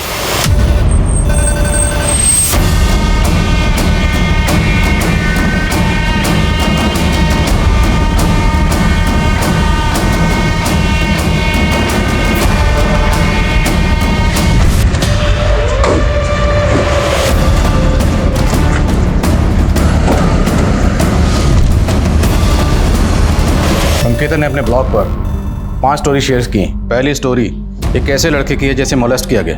अंकिता ने उसकी स्टोरी उसका नाम बदलकर शेयर किया। But we know who this guy is. Jigar. Sir, इन कहानियों का अंकिता पे गोली लगने से क्या कनेक्शन हो सकता है? अंकिता सोशली एक्टिव थी। वो स्टूडेंट्स पर होने वाले जुर्म से पर्दा उठा रही थी। हो सकता है उसने किसी अब्यूजर को बेनकाब किया हो और जिसे बेनकाब किया उसी ने अंकिता पर हमला किया। सर, जिगर ने तो अपनी कहानी आके हमें खुद बता दी, लेकिन हम बाकी के सारे स्टूडेंट्स से कैसे बात करेंगे? अंकिता तो अपने ब्लॉग में रियल नाम यूज करती नहीं थी। हमें स्टूडेंट्स से मिलकर उनको कन्विंस करना पड़ेगा। अब ये सेकंड स्टोरी देखो। जयंती नाम की लड़की की है जिसे उसका फादर ही मोलेस्ट कर रहा था। जयंती की कहानी काफ़ी दुखद थी, लेकिन वो अब अपने पिता के चंगुल से आज़ाद है। उसकी माँ ने अपनी बेटी पर विश्वास किया और अपने पति से अलग हो गई। अंधेरा कितना ही गहरा क्यों ना हो, पर रोशनी को रोक नहीं सकता। ज़रूरत है बस कोशिश करने की। और तीसरी स्टोरी एक ऐसी लड़की की है जिसे ब्लैकमेल करके सेक्स ट्रेड में धकेला गया, लेकिन अंकिता ने उसे कोई नाम नहीं दिया। ऑनलाइन डेटिंग के जाल में एक लड़की बुरी तरह फंस गई। उसके पार्टनर ने उसका वीडियो बना लिया था और उसे ब्लैकमेल कर रहा था। अपनी अय्याशी के लिए उसका सौदा कर रहा था। मैं इस लड़की को आज़ाद करवा कर रहूंगी। सर, अंकिता तो आउट ऑफ द वे जाके सबकी मदद कर रही थी। जाहिर सी बात है, इस नेक काम में उसने कई दुश्मन बनाए होंगे और हो सकता है अंकिता पर हमला उन्हीं में से किसी ने किया हो। सर, हमें अंकिता के सारे स्टूडेंट्स से बात करनी होगी और उनसे जानना होगा कि अंकिता उनकी प्रॉब्लम सॉल्व करने के लिए एक्शन क्या ले रही है। करेक्ट। जिगर से कहो सब स्टूडेंट को इकट्ठा करें। मैं उनसे पर्सनली बात करूंगा। गो। सर। हेलो सर, गोली चलाने वाले जिस कार में फरार हुए थे, हमें वो कार मिल गई है। हाईवे से थोड़ा दूर लवारिश पड़ी मिली। वहाँ हाईवे पर आसपास कोई सीसीटीवी है? नहीं सर, लेकिन एक आई विटनेस मिला है सर, जिसने इसी गाड़ी में से 2 आदमियों को उतरकर बाइक पर जाते हुए देखा है, लेकिन वो बाइक का नंबर नहीं देख पाया। मैंने खबरियों को बाइक की तलाश में लगा दिया सर। इतना तो तय है कि अंकिता पर यह हमला बदला लेने के लिए किया गया था। सर्च करते रहो। आज की डिजिटल दुनिया में 4G 5G की स्पीड से भाग रहे हम। दुनिया बहुत तेज हो गई है, लेकिन दूसरों के लिए वक्त नहीं है हमारे पास। किसी की तकलीफ समझना, किसी के लिए मदद का हाथ बढ़ाना, करना तो हम सब ये चाहते हैं, करना भी चाहिए, पर वास्तव में क्या हम ये करते हैं? अंकिता एक ऐसी अनोखी लड़की थी जो सिर्फ खुद के लिए नहीं जीती थी। उसे दूसरों के दर्द का एहसास था। उसे कोई क्यों दर्द पहुंचाना चाहेगा? कोई उस पे जानलेवा हमला क्यों करेगा? सवाल कई सारे थे। अंकिता की जिंदगी से जुड़े कई सारे राज अभी खुलने वाले थे।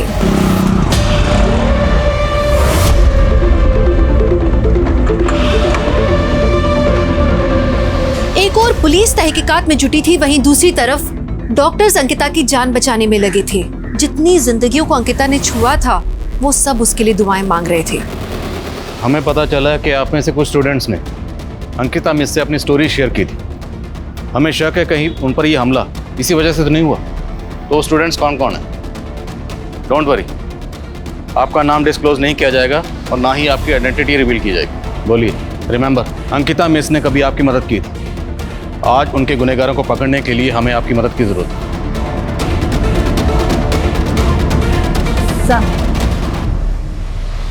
लड़के ने पेरेंट्स ने हॉस्पिटल में हंगामा खड़ा कर दिया है।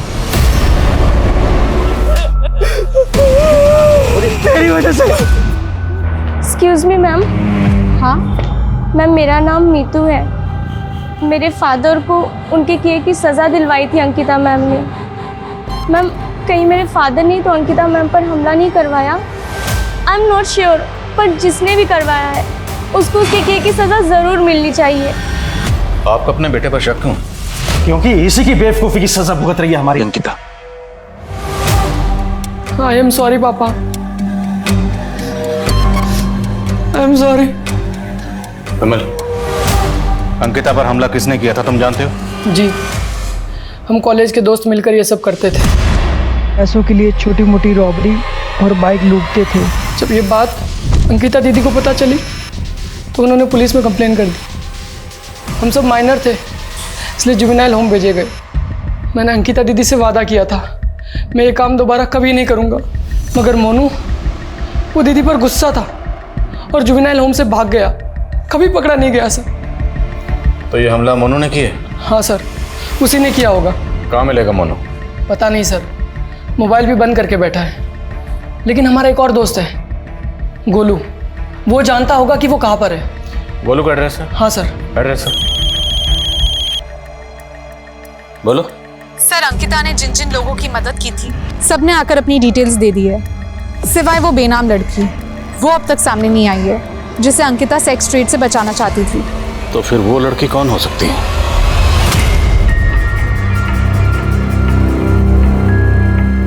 अरे नाजिया, मेरी बच्ची कितनी खूबसूरत लग रही है तू।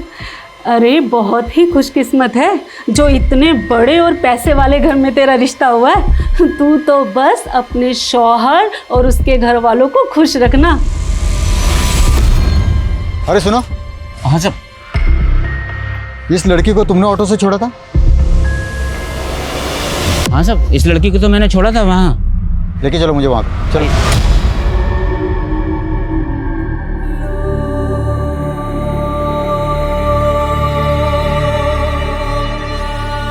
अंकिता, देख मैं तेरे लिए क्या लाया। फिर क्या है? खोल के तो देख।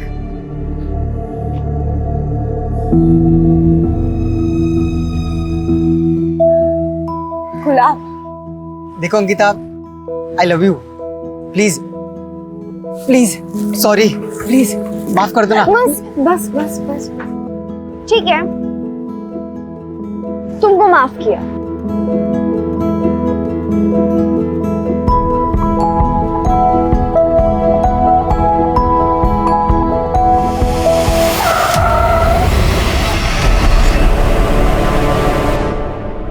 सर, मैं डर गई थी। क्या तुमने देखा कि गोलियां किसने चलाई? सर, जिसने गोली चलाई थी उसका मुंह ढका हुआ था, लेकिन उसके एक हाथ में उसने ब्रेसलेट पहना था जिस पे सनम लिखा था और कुछ उर्दू से भी छपा हुआ था। बोल। सर, मोनू ने मुझे बोला था अंकिता दीदी का रूटीन निकालने को। मोनू ने हमला किया अंकिता पे? मुझे इस बारे में कुछ नहीं पता सर। मैंने उससे पूछा भी था कि तू क्या प्लान कर रहा है, पर उसने मुझे कुछ नहीं बताया।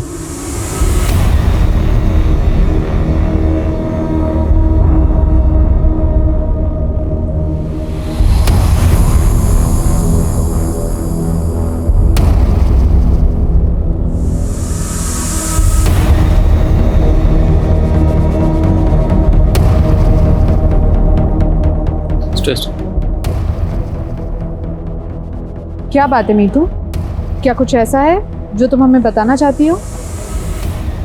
बोलो, डरो मत। मैम, अंकिता मैम ने हमसे अपना एक सीक्रेट शेयर किया था। शायद उस बात का इस केस से कुछ लेना देना हो। कैसा सीक्रेट? जब मैं 16 साल की थी तब मेरा रेप हुआ था। क्या? 16 साल की उम्र में अंकिता का रेप हुआ था? हमें नहीं पता था कि अंकिता के साथ ऐसा कुछ हुआ था। आपकी अपनी बेटी। हाँ बोलो। सर, उस बाइक को पीला कुआं की ओर जाते हुए देखा गया, लेकिन उस बाइक ने पीला कुआं का टोल प्लाजा क्रॉस नहीं किया। सर, हो सकता है कि उस बाइक ने बीच में कहीं पे रास्ता बदल लिया हो। मतलब वो बाइक राजनगर और पिलखुआ के बीच में ही कहीं है।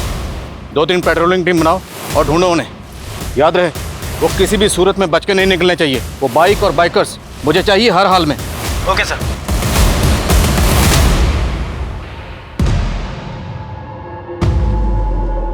कौन बोल रहा? सर, मैं वही गुमनाम लड़की हूँ जिसकी कहानी आपने अंकिता मैम के ब्लॉग पर पढ़ी थी।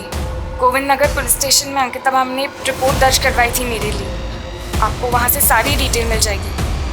आपको ब्लैकमेल कौन कर रहा था? वो कॉलेज का एक नेता था, वीरेंद्र प्रताप उर्फ अज्जू सिंह। मैं और कुछ नहीं कह सकती, पर आप अंकिता मैम के गुनहगार को जरूर सजा दिलवाइएगा। हेलो सर, जागृति ने गोली चलाने वाले की शक्ल तो नहीं देखी, पर यह कहा कि जिसने भी गोली चलाई थी उसके हाथ पर एक ब्रेसलेट था जिस पर सनम लिखा था और कुछ उर्दू में भी लिखा था। एक काम करो, इस खबर को मीडिया में लीक कर दो। लेकिन सर इससे तो क्रिमिनल अलर्ट हो जाएगा। Do it. Okay sir. और हाँ, मुझे वीरेंद्र मिश्रा उर्फ अज्जू सिंह की डिटेल चाहिए। उसकी डिटेल्स गोविंदनगर पुलिस स्टेशन से मिल जाएगी, वहाँ उसके खिलाफ केस दर्ज हुआ था। Okay sir. Excuse me sir. Hello, ठीक है सर, नवील मिल गया है जिसने पिछले हफ्ते अंकिता को कई सारे कॉल्स किए थे। सर मैंने कुछ नहीं किया। पिछले 1 हफ्ते में तुमने अंकिता को कई बार कॉल किया, क्यों? स्टॉक कर रहा था उसे? सर प्यार करता था उससे, अभी भी करता हूँ। दहेज की वजह से उसने मेरे भाई का रिश्ता ठुकरा दिया था सर। उसकी यही बात सर मुझे बहुत अच्छी लगी थी, शादी करना चाहता था सर उससे, लेकिन वो हमेशा मेरे प्यार को ठुकराती रही सर। इसलिए तूने उस पर हमला किया, गोली चला दी? नहीं सर, मैंने कोई हमला नहीं किया।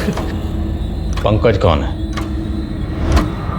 विश्वसनीय सूत्रों से ये पता चला है कि अंकिता सिंह पे जिस लड़के ने गोली चलाई थी उसने हाथ में एक ब्रेसलेट पहना।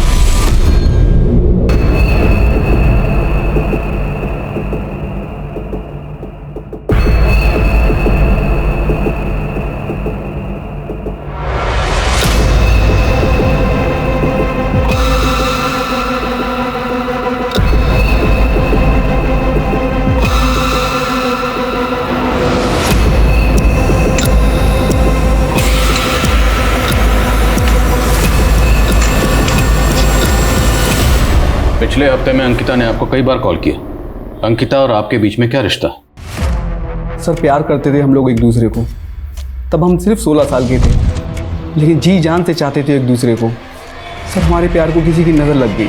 उस हादसे के बाद हम दोनों अलग हो गए, लेकिन 2 हफ्ते पहले ही अंकिता ने मुझे सोशल मीडिया पर ढूंढ निकाला और हमने सालों बाद बात की। अंकिता चाहती थी कि हम मिलें, पर मैं नहीं चाहता था कि वो मुझे इस हाल में देखे। मैं जानता था कि अंकिता मुझे इस हाल में भी खुशी से अपना लेती, लेकिन मैं इतना खुदगर्ज नहीं हो सकता था। मैंने मिलने से इनकार कर दिया, लेकिन फिर भी वो मुझे फ़ोन करती थी। हेलो,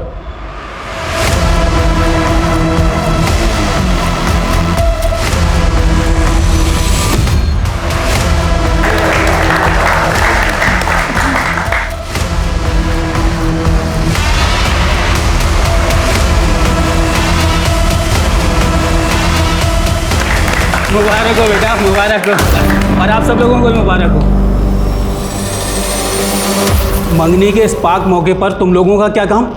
और क्या तुम जानते नहीं आज मेरे भतीजे की मंगनी हो रही है? चाचा जी दफा करना इन्हें। और तुम अंदर कैसे चले आए? किसने बुलाया तुम्हें? मैंने ही पुलिस को बुलाया है फारूक। नाजिया तुमने? मैं तुम जैसे इंसान से कभी मंगनी नहीं करूंगी। अंकिता सिंह पे जिस लड़के ने गोली चलाई थी उसने हाथ में एक ब्रेसलेट पहना था और उस ब्रेसलेट पे सनम लिखा था और उर्दू वर्ड के कुछ अल्फाज लिखे हुए थे।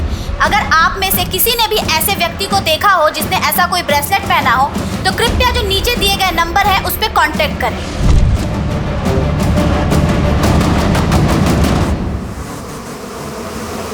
नाजिया हमने क्या किया है? नाटक बंद करो फारूक। लगता है मेरा तोहफा तुम्हें रास नहीं आया।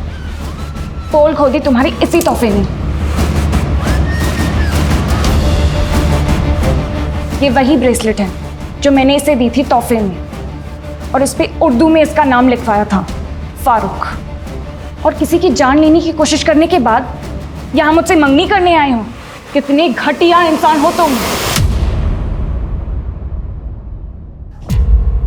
फारूक, मेरी बेटी किडनैप होने वाली बात को तो 8 साल हो चुके हैं। मैंने कभी सपने में भी नहीं सोचा था कि मेरा वो अतीत हमारी जिंदगी में फिर से कहर बनकर टूटेगा। अरे कोई है? मेरी बच्ची किडनैप हो गई है। कोई मेरी बात क्यों नहीं सुन रहा है? अरे कोई मेरी बात क्यों नहीं सुन रहा है यार? मेरी साहब कब आएंगे? आप मेरी रिपोर्ट लिख लीजिए ना, जब तक वो नहीं आते तो। मेरी बच्ची गुम हो गई है। अरे कोई मेरी बात क्यों नहीं सुन रहा है? कोई नहीं सुनेगा आपकी।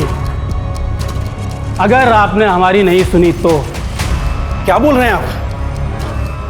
दरअसल हमारे भतीजे फारूक से एक गलती हो गई है। उसका दिल आ गया है आपकी बच्ची पर, इसीलिए उसे उठा लिया। आप फिक्र मत कीजिए, बहुत जल्द सही सलामत आपकी बच्ची आपके पास पहुंच जाएगी। लेकिन अगर आपने पुलिस में कंप्लेंट की तो हमारे फारूक से ज़्यादा नुकसान आपका होगा। अंकल जी, अंकिता के बालिग होने का इंतज़ार कर रहा हूँ। 18 की होते ही उठा ले जाऊँगा। और देखिए, परेशान होने की कोई दिक्कत नहीं है, अब निकाह तो मुझसे ही होगा। अंकिता का नया नाम भी सोच लिया है, अंकिता उर्फ अरफा। हमारी बच्ची को उसे बचाने के लिए हमने मेरठ ही छोड़ दिया और गाजियाबाद आ गए। हमारी बच्ची का उस कमीने ने क्या हाल कर दिया है। कई बार कहा अंकिता से कि मुझसे निकाह कर ले, पर वो समझ ही नहीं रही थी। इतनी रिक्वेस्ट भी की पर कुछ काम नहीं आया। तो नाजिया से मंगनी कर रहा था, फिर अंकिता को क्यों मारा? नाजिया से मंगनी तो मैं परिवार के दबाव में कर रहा था। प्यार तो मैं अंकिता को ही करता था, और अपने पहले प्यार को भुलाना आसान नहीं होता। कैसे बर्दाश्त कर लेता कि मेरे होते हुए अंकिता किसी और की हो जाती? नहीं, मुझे ये मंजूर था ही नहीं। तो ये था ना वो जिसने अंकिता का रेप किया? उसे शहर से बाहर भगा कर लेके हर जगह ढूंढता रहा मैं अपनी अंकिता को। 8 साल तक तड़पा, फिर एक दिन अंकिता सोशल मीडिया पर नजर आई। पहले से ज्यादा खूबसूरत हो गई थी मेरी अंकिता, और मैं पहुंच गया उसके पास। तुम जानवर हो, तुमसे शादी करने से अच्छा तो मैं मरना पसंद करूंगी। मेरे सब्र को मत आजमा अंकिता, 1 महीने की मोहलत देता हूँ, निकाह के लिए राजी हो जा, वरना अंजाम बहुत बुरा होगा। इतना समझाने की कोशिश की अंकिता को, पर वो मेरे प्यार को समझ ही नहीं रही थी। 1 महीने की मोहलत भी दी मैंने उसे कि निकाह के लिए राजी हो जा, और आज 1 महीना पूरा हुआ। मजबूर था मैं। अगर अंकिता के रहते निकाह कर लेता या मंगनी करता तो मेरे प्यार की हार होती। इसलिए मैंने एक कन का जुगाड़ किया और अपने आप को अंकिता के प्यार के बंधन से और अंकिता को उसकी जिंदगी से आजाद कर दिया।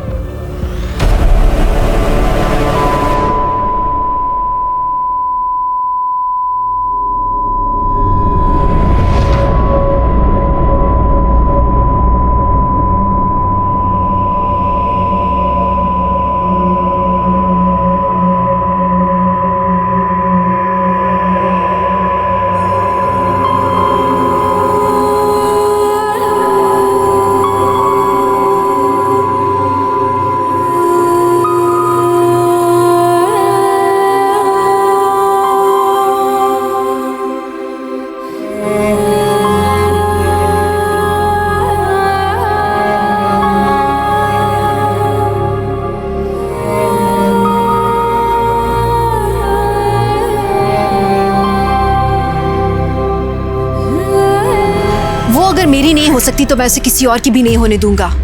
उसकी ना में ही हाँ छुपी है। मतलब क्या है इसका? ना का मतलब ना ही होता है। लेकिन हमने अक्सर ये लाइनें फिल्मों में सुनी है, तालियां भी बजाई हैं सुन के। लेकिन कहीं ना कहीं यही डायलॉग्स हमारे समाज में मर्दों की सोच बताते हैं। एक लड़की की ना एक लड़के के लिए ईगो इशू क्यों बन जाती है? एक लड़की की मर्जी, उसकी पसंद नापसंद मायने क्यों नहीं रखती? ये सवाल पूछना जरूरी है, इसका जवाब जानना जरूरी है। हमें मानना होगा कहीं ना कहीं हम अपनी परवरिश में चूक रहे हैं। बच्चे अपने आसपास के माहौल से, अपने घर से ही ये सब सीखते हैं। जब बच्चे अपने से बड़ों में देखते हैं बात बात पे लड़ना, जिद करना, लड़कियों पे भद्दे कमेंट्स करना, लड़कियों का मजाक उड़ाना, उन्हें लगता है कि ये नॉर्मल है, मर्दों का ऐसा ही बिहेवियर होना चाहिए। और यहीं से हम गलत परवरिश की शुरुआत करते हैं। एक माँ, एक बहन, एक फीमेल कॉलीग या आपकी दोस्त, वो सब इस समाज में एक बहुत अहम भूमिका निभाते हैं। उनका अपना एक वजूद है and they deserve your respect. औरत को देवी मत मानिए, इंसान मानिए। बदलाव की शुरुआत यहीं से होगी। हम कहते हैं कि औरत और मर्द कंधे से कंधा मिलाकर चल रहे हैं, पर इस बात पर हम अमल नहीं करते। 2020 खत्म होने जा रहा है। आइए 2021 में हम खुद से ये वादा करें कि हम अपनी सोच को बदल देंगे और हर औरत जो अपने ऊपर हो रहे अन्याय को एक आम बात समझकर नजरअंदाज कर देती है, अब से वो इन बातों को नजरअंदाज नहीं करेगी। 2021 की औरत ये मान लेगी कि वो अबला नहीं है। अब मैं दिव्यांका त्रिपाठी दहिया लेती हूँ आपसे विदा। देखते रहिए क्राइम पेट्रोल, सतर्क, विमेन अगेंस्ट क्राइम। एक औरत पे वार, अब हर औरत का भार। जय हिंद। क्राइम पेट्रोल्स के और भी दिलचस्प कहानी देखने के लिए हमारे चैनल को सब्सक्राइब करें और बेल आइकॉन दबाना न भूलें।